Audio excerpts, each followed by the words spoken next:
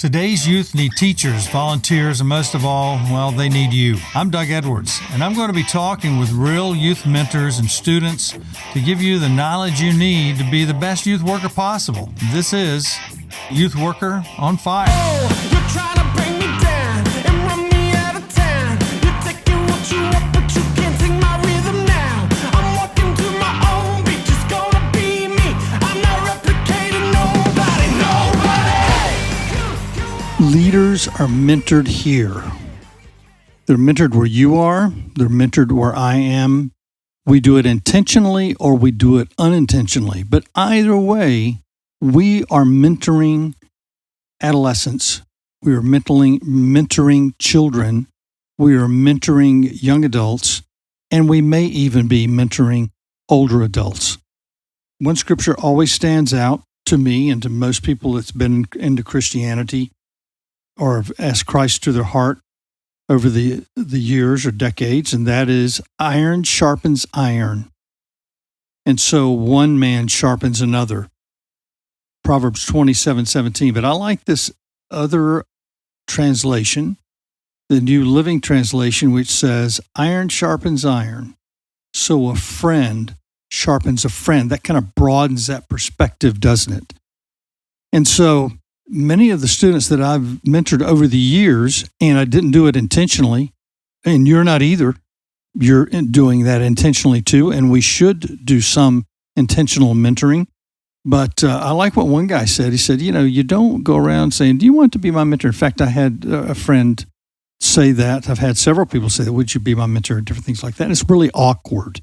It's weird, and that's what this guy said, who is a very big leadership guy. If I were to name his name, you'd know him. He said, you want to get to know people, and as you get to know them and take them to lunch or whatever you do, and with students the same, you don't go, I'm going to mentor you.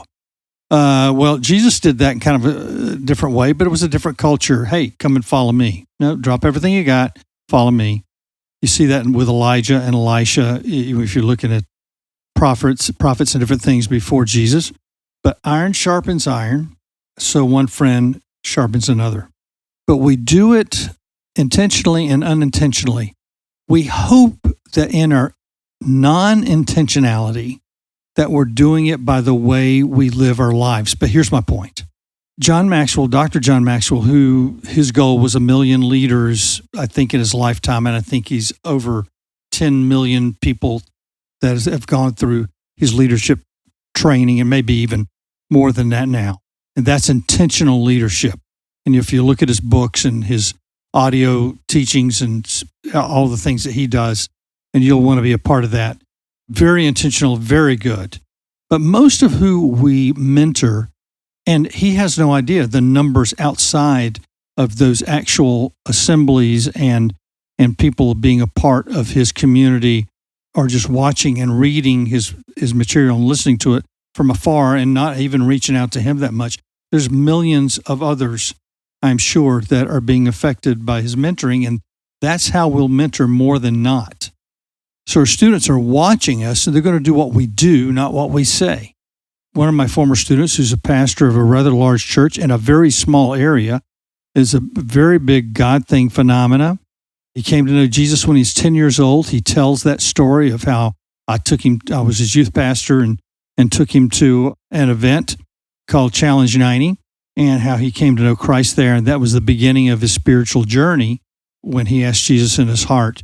So he's very kind and gives me great credit, of which I was only doing what God had told me to do, had no idea what the outcome would be, but that's unintentional mentoring. That's doing what you're supposed to be doing and seeing the results.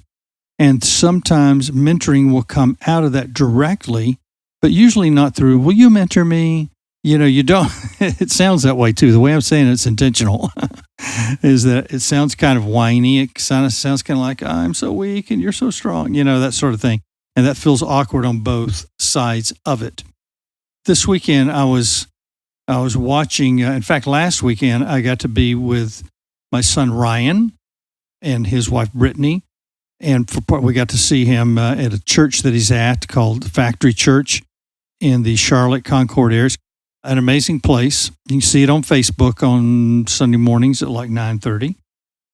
I mentored him to some degree in some of these areas, in some degrees totally intentionally, and some degrees not, because when he was in student ministry doing music and everything, there were people in music that I mentored in Jesus, but I was a musician and that was my main calling, main goal in life. And so I relate very well with musicians, especially starting bands. Ryan decided in middle school, I have 3 children. He's the oldest, and he is the one that took that to heart and wanted to be a musician. And so by the time he was an 8th grader, he really worked on his skills as a guitarist. And then he went into all kinds of bands and different things like that and traveled. And he found out a lot of things about those. And those are things I could help him with by telling him which things would work and which things would not work, because I had plenty of things that didn't work. And I knew enough people and some of the things in my life that did work in music. And we asked other mentors about that. We talked to one guy that was in charge of a thing called Night of Joy because I had a connection there. I had another friend who was with Mickey Gilley band out of Houston, and my old band director saw him on the Grammys. He said, "Did you know Johnny was in the music industry?" I said, "No, I didn't know he was a musician." He said, "Neither did I," but he was in the Grammys, and saw Johnny one time. I said, "Would you talk to Ryan about things to do, things not to do?" And he gave him some very good information, which Ryan ended up following. He's on his own in the music industry now, which is the main thing he said. Don't get into somebody else's band, start your own. He said if he had to do it over again, that's what he would have done. So other people are going to mentor. And why do I say multiple mentors? And this is what Maxwell said, John Maxwell said. If you just have one mentor, you're not only going to get their good qualities, but you're also going to get their flaws. You're not only going to get their good qualities, and up front, we might all see those great qualities of these great leaders. But if you get real close to them, you're not only going to catch their good qualities, but their flaws. You see, only God is completely good, right? So if they're following Jesus, those were the guys. But Paul was writing letters, and they're saying some are following Apollos, some are following Paul, and we follow him, and we're following you, and we're separating ourselves from these guys. He says, no. He said, Apollos may plant the seed, and my followers may reap the harvest, or I may reap the harvest.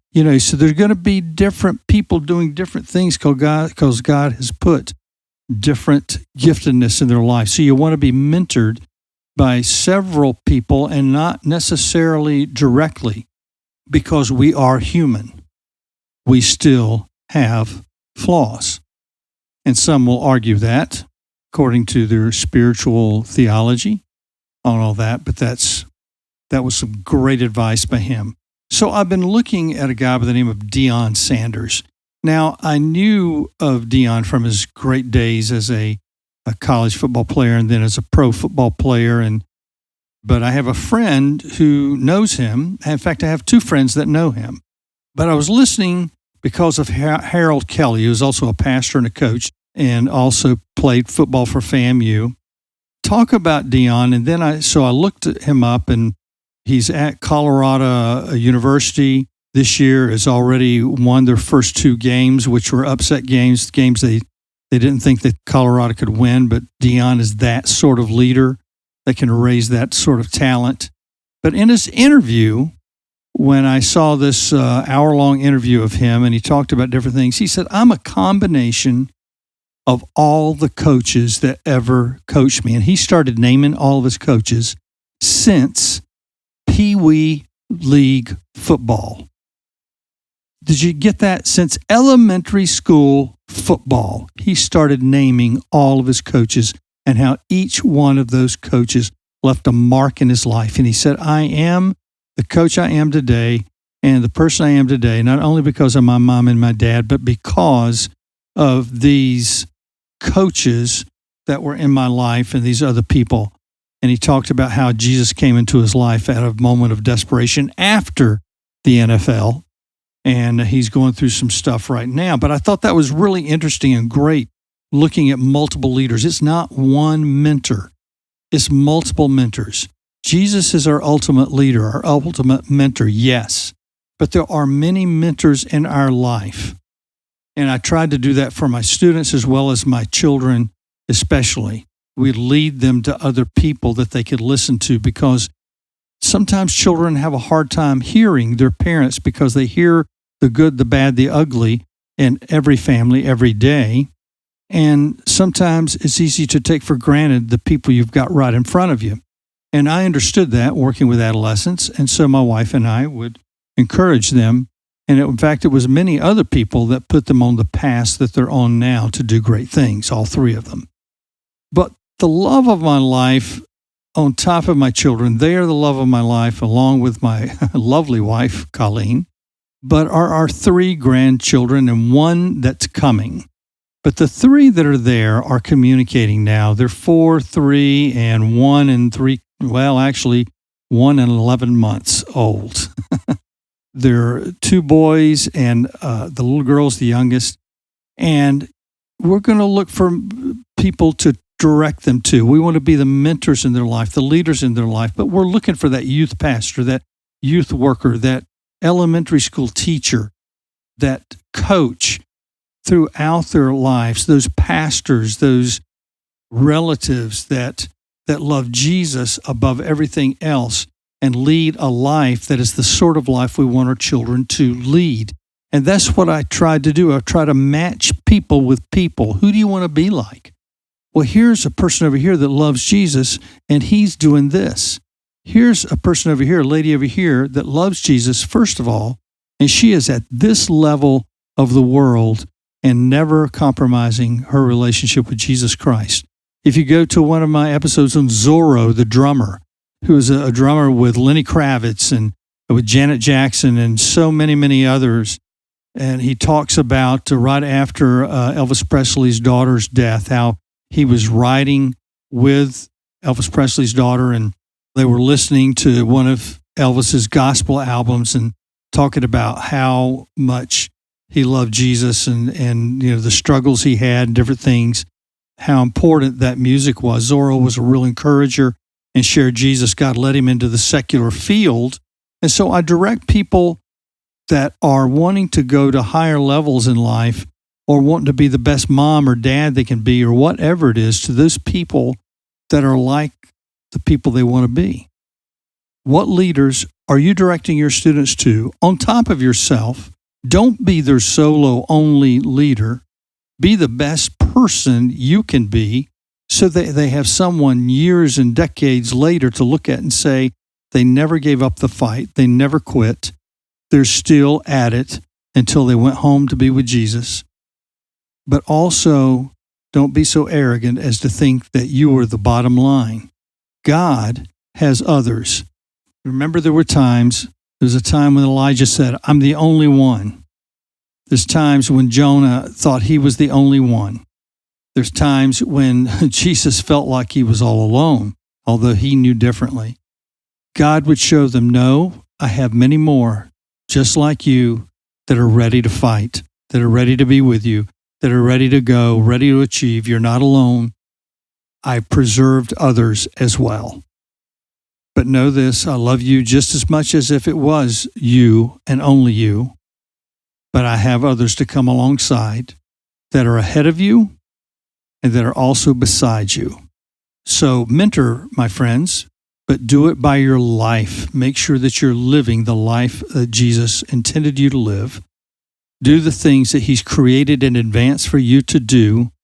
Lead by example as well as by words. Have a great day, and we'll see you next time on Youth Worker on Fire. You've been listening to the Youth Worker on Fire podcast. If you like what you hear, please subscribe and tell your friends. Also, leave a comment and tell us what you think. Stay tuned for more informative episodes.